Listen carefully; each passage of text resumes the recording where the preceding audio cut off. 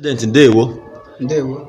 as the president of Ohanaeze Youth Council, the apex body of youths in Igbo land, Comrade Igbo Ayaka o Igbo Ayaka, Thank you. what do you think, or what is your reaction? Because you have been reacting, but I need to know, or the world needs to know, what is your reaction towards the silence of what I can call conspiracy of silence of the governors, especially of Igbo extraction. What's your reaction towards their silence, as regards the upcoming burial of the parents of Nnamdi Kalu, the IPOB leader? Thank you. God bless you.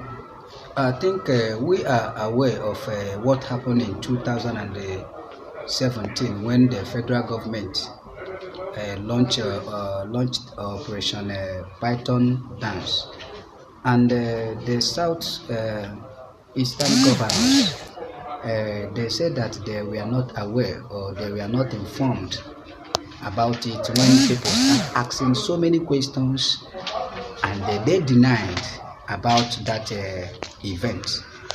But today I want to make it open, and I want to tell them that they will not have a time or opportunity to deny again, because this one is happening and we believe that they are aware, and that is why I'm reacting towards this direction. They are aware what is happening, and today they are aware about the statement or the threats of the Commissioner of Police in Abia State, threatening the lives of the people living in Afaruku, threatening the life of the IPOB members, threatening the life of Igbo youth concerning the burial.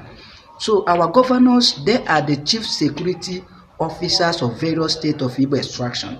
It is their paramount sole responsibility to react. So we, the Ohanaeze Youth Council, we are asking them to speak now. They need to speak, or if anything happens in that burial, they should be ready to take the blame. We will hold them responsible.